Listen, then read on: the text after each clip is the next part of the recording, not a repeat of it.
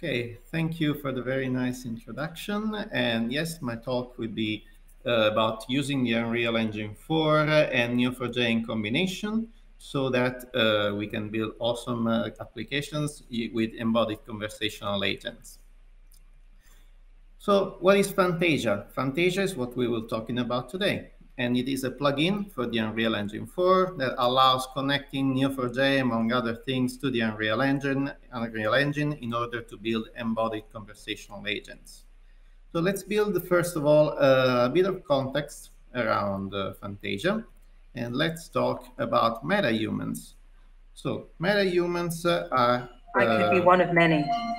An exciting new technology brought forth by Epic Games, and they are photorealistic humans. You can see in the video playing here, they're visually stunning.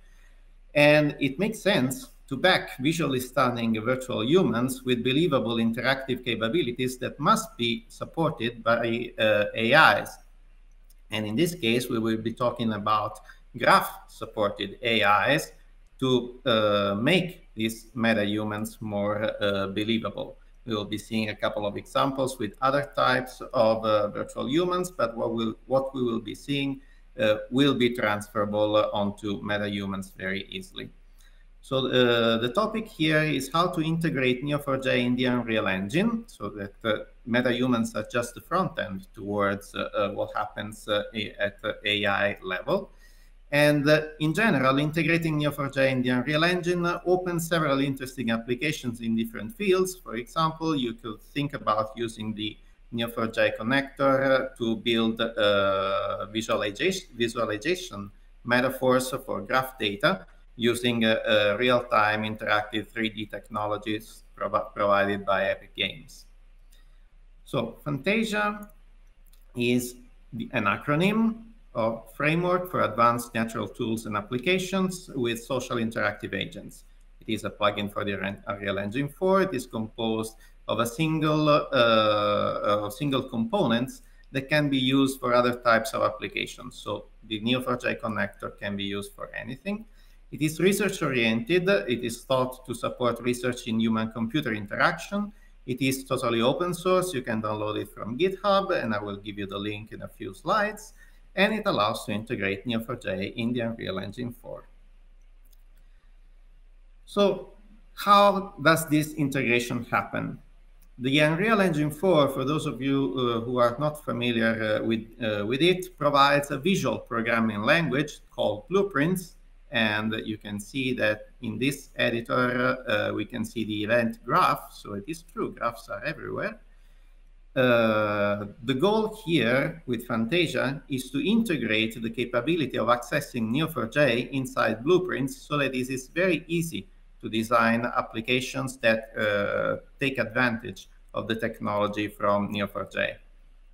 Specifically, Fantasia adds two main nodes to Blueprints and a connector called Neo4j that allows you to submit queries to Neo4j and get results as soon as these are ready.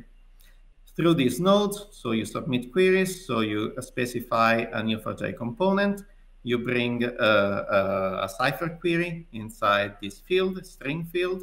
You can perform different kinds of operations, the most common in single request, but you can also open transactions, add queries to transactions, roll back transactions, and of course, commit transactions. If you're working with transactions, you should provide the ID of the transaction that is also returned by Neo4j. And the submit queries function also supports parameters. So you can provide maps of strings onto other strings as input to this function, and you can use parameterized queries here in the query field to make them run. As soon as the results are ready, an event is fired, because the Unreal Engine is a game engine, has an event-based architecture. And you can connect application logic by using the results that are coming from here. So mainly you get rows of a table that Neo4j returns as a result of a query. So how is the Fantasia architecture organized? Of course, there is the Unreal Engine here, managing input from various sources and devices, so speech, webcams, etc. It is also integrated through Fantasia with third-party services, and we will be seeing something from Microsoft Azure and Amazon AWS. Internally, the application logic processes inputs and uses a Bayesian network. This is the next component that is going to be published in the repository. It's still in development. And it uses the internal systems of the Unreal Engine to control virtual characters.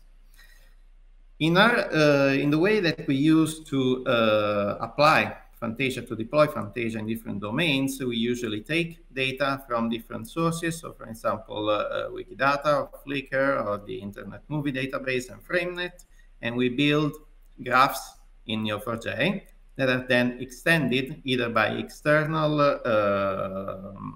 algorithms or even using the great GDS library. So after collecting the data, we enrich the data, and at this point, the Unreal Engine can provide information to Neo4j about what the user is doing here, and it can also query Neo4j in order to understand what it should be doing as a response to the input provided by the user. So Neo4j informs the Unreal Engine about how the interactive application should proceed. Before going actually inside the Unreal Engine and see the inner workings of a couple of demos that I have, I will give you a couple of links. So you can find most references here and the WordPress page. You can find links to the social medias. You may be interested, especially in the YouTube channel, where there is a series of tutorials that will cover the first example that I'll be showing you today. The second one is new, never has been shown around before. And you can download the plugin from here, from this GitHub link. And as I said, it's open source, it's free to use. You just need to have fun with it. So let's talk about the example applications that we want to be using for our demo. The first one is based on the movie database included in the tutorial from Neo4j that we all love because it's probably the first thing that we did with Neo4j. And this is a Genesis 8 character called Jason, who looks a little bit like Dr. Manhattan and Cortana's son. And I will be showing you what is the final result that we want to give, and then we will dwell inside the inner workings of JSON. So, who acted in the matrix? There is a bit of latency due to speech synthesis and animations. People who acted in the matrix include Emmy Lythram, Hugo Weaving, Lawrence Fishburne, Carrie-Anne Moss, Keanu Reeves. Tell me the movies Keanu Reeves.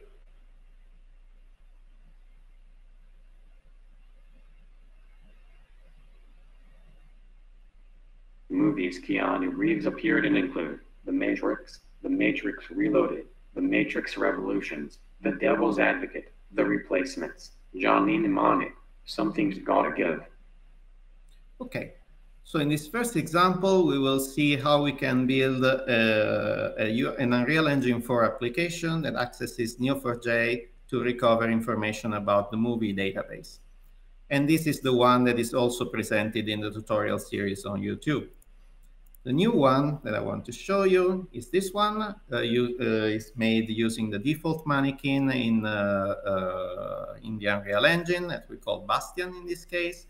And this is an application for conflict detection in sequences of commands. So we're using Neo4j to track sequences of commands in the cooking domain, in this case, and to detect if there are conflicting commands in the sequence. And we use information from Neo4j to build the appropriate error messages that are thought to better explain the error that is occurring so that the user can solve it. The video is in Italian, but there are English subtitles here.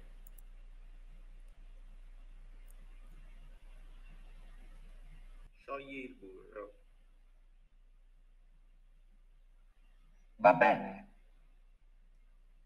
Trita la noce moscata. Va bene. Mescola la farina e il latte. Va bene. Taglia il burro. Non posso. Burro è un liquido. Non dovevo riscaldare burro? So using Neo4j, in this case, the agent was able to understand that the butter cannot be cut because it is a liquid, and it has become a liquid after being exposed to heat.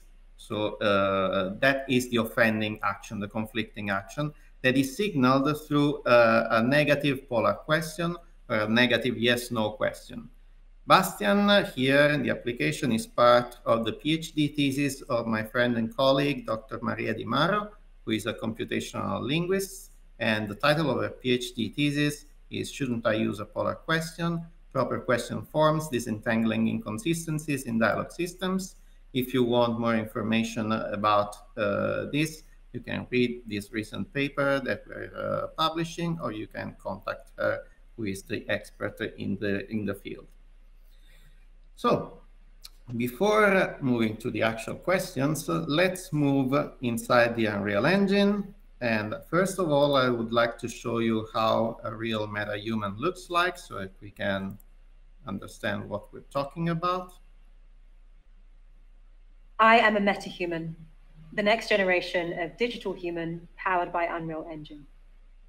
Meta-humans are high-fidelity digital characters created by you, the user, on our new content creation platform, MetaHuman Creator. Okay, as you can see, it definitely makes sense to build advanced AIs for this kind of artifacts. So let's start with JSON, and let's dwell inside the JSON blueprint that we have here. The logic behind JSON works like this. So this is a blueprint, and this is the event graph. The event graph describes application logic linked to events. In this case, we are listening for an event that fires when I press the space bar, and it starts natural language understanding, in this case using Microsoft Azure. As soon as I stop talking, the Azure NLU component, which is included in Fantasia, fires this event with all the information that is needed to control the feedback from from JSON. And here you can see the Neo4j component that is used to configure the connection. In this case, it's a local connection with the simple database.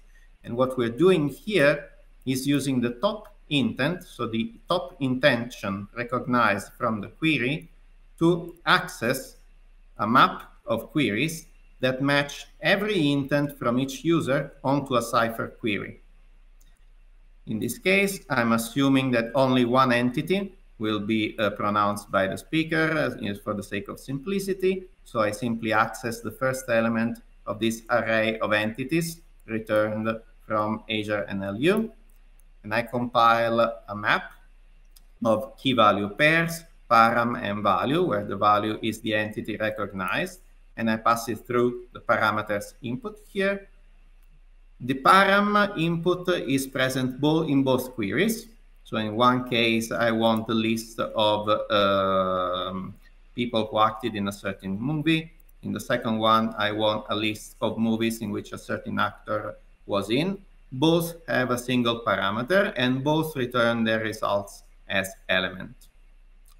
How do we organize this on Azure? This is pretty simple. And here's the interface from Microsoft Azure. I define two types of entities, list entities, and I put all the actors and the movies that are included in the Neo4j database in here. It is pretty simple since data can be uploaded using the a JSON format to convert results coming from Neo4j into this format so that you can upload knowledge that is included in Neo4j directly inside Microsoft LUIS here. And the important thing here is that when you define the intents, LUIS is automatically able to identify substrings that match elements inside the list. So in this case, whenever I send audio to Microsoft LUIS, it gets the transcription. It is able to automatically identify entities and return them back to the Unreal Engine so that we can build the Cypher query on the basis of the results of Microsoft Azure. In this case, we're using a single request, and as soon as Neo4j returns, this event is fired. The first part of the answer is assembled. So depending on the intent, people who acted in movie title include, or movies actor name appeared in include, are appended to a comma-separated list of values that are obtained by cycling through this array here of results, of rows, sorry. Each row contains a map of strings onto results. So these are the cells. We know that in both cases, element is the cell, it is the column name that we want to obtain. We convert it to a result cell simple. Also, nodes and relationships are supported as result cells. In this case, we only need the strings. So we build a comma-separated value, comma-separated strings containing the actual results. We could have done this directly in Cypher, but just to show you how to iterate through the results of Neo4j, this is okay.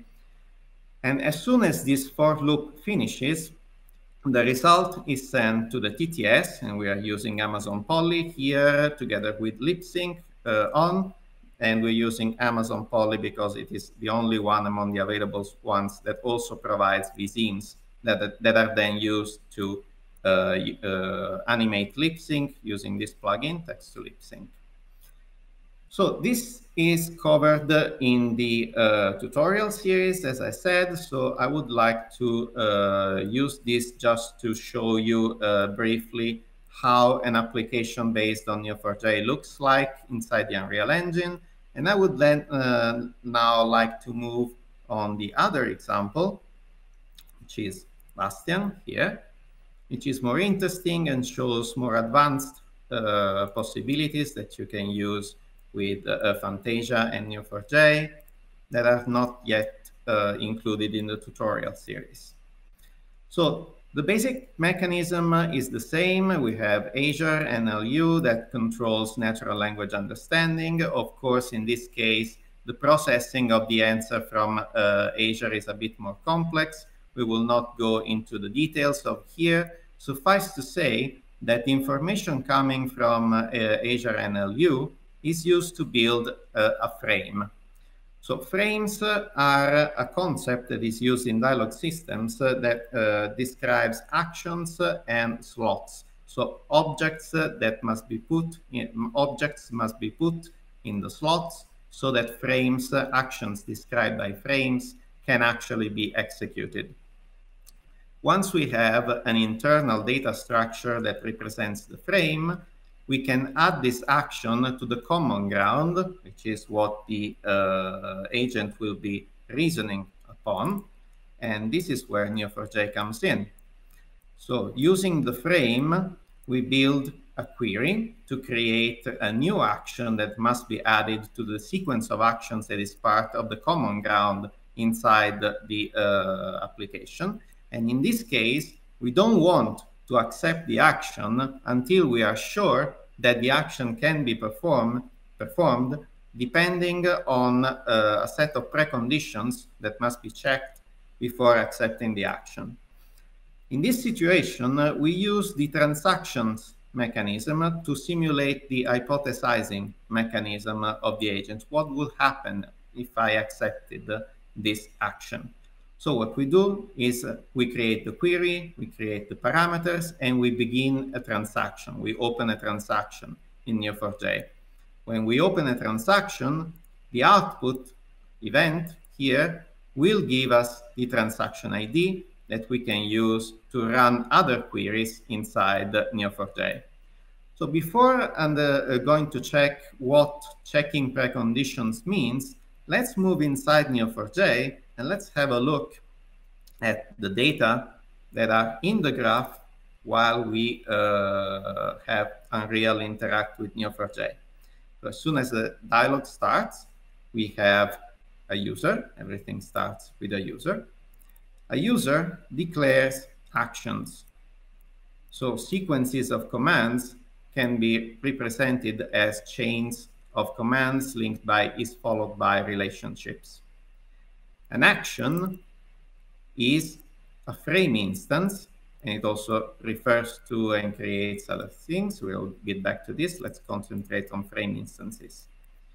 A frame instance is an instance of a frame that is imported from FrameNet.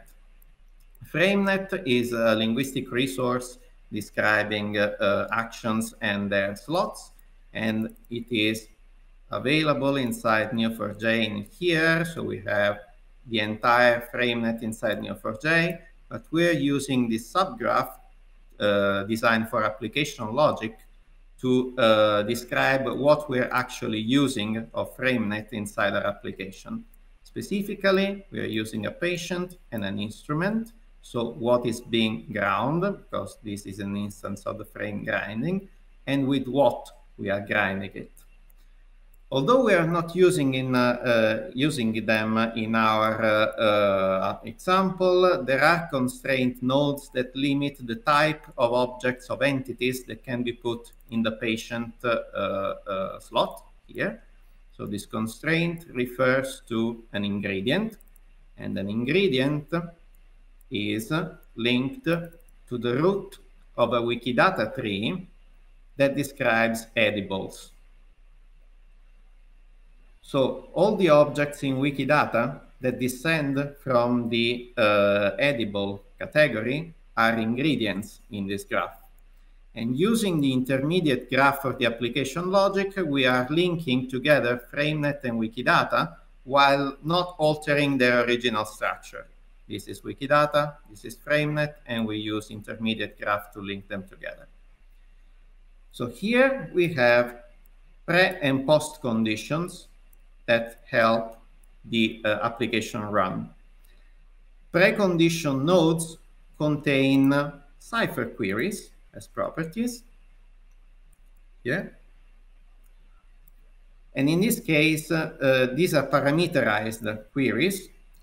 In this case, this node describes a precondition that states that a certain element in a certain slot should not have specific labels.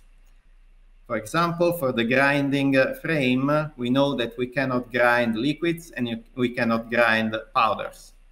So in this case, we have this query, and we have two relationships that provide the parameters that should be used for the query. So the patient should not have a liquid, and the patient should not be a powder, together with an explanation that is used to generate natural language generation. All the preconditions share the same output structure. So here we have an eval field, which is a Boolean field describing if the precondition is verified or not. We have a conflicting action. If it exists, is there an action that is responsible for causing the inconsistency? The NL explanation is obtained by the property that we just saw on the relationship. The conflicting frame is useful to retrieve the verb that is used to build the error message. And the original entity is the violating entity. In this case, this action, through Lewis, we know that it referred to an entity called noce moscata or nutmeg that was assigned to the patient slot. This object refers to a perceived entity, so there is a difference between what we perceived and what we name. That was the nutmeg. And since this action was acceptable, the postcondition of grinding creates a new entity that has the same name from the preceding one, but it acquires the powder label. So if I were to say once again, grind the nutmeg, this would be the only perceived entity available, because quantities are considered too, but this has the powder label, so it cannot be used. And since it is also possible to understand that the powder label was acquired by applying this action to this object that did not have the powder label, what we can say is that this action cannot have been performed if you want to grind the nutmeg again. So this is the knowledge graph behind the Bastian application. Let's go back to Unreal. And let's see how we can check the preconditions. So the interesting part here is that from the Unreal Engine point of view, a single query is sufficient to check all the preconditions, because this query is designed so that it takes the last action that is introduced inside, that is represented inside this transaction, takes all the preconditions of that action, and then it uses APOC to run all these queries. But since we know that all the precondition queries share the same output structure, we can obtain a single table that checks all the preconditions and simply provides back to the Unreal Engine the situation as it has been computed. So let's go back here to the event graph. Okay, thank you. And in the last part, what we want to do is to consolidate the common ground. So after the preconditions are run inside the Unreal Engine, the results are passed through this function that simply verifies the preconditions. And what happens here is that if all the preconditions are verified, then we can commit the transaction by applying the post conditions. So as you can see here, I'm specifying the transaction ID again. I'm specifying commit transaction, and I'm using this Cypher query that resembles a lot the preconditions one, that simply collects all the post conditions and runs them. But if this condition is not verified, then I roll back the transaction, so nothing is materialized in the database, and I use the information that is coming back from Neo4j to build the appropriate polar question. Then some information about prosodic realizations are introduced here, and everything is sent back to the TTS again. So this is a more advanced use of Neo4j inside the Unreal Engine. It uses, again, the Azure NLU and Azure TTS in this case. In the other case, we had to use the Amazon connector because we needed lip sync for the JSON application. And in general, this is what you can do. This is the potential that Neo4j has when linked to a powerful technology for front-end realization with real-time interactive 3D. The last thing that I would like to do now in the remaining time is to share with you the promo video of Fantasia so that you can have a high-level look at what you can expect. And I hope you enjoy Fantasia, that you download it, and that you have fun with it.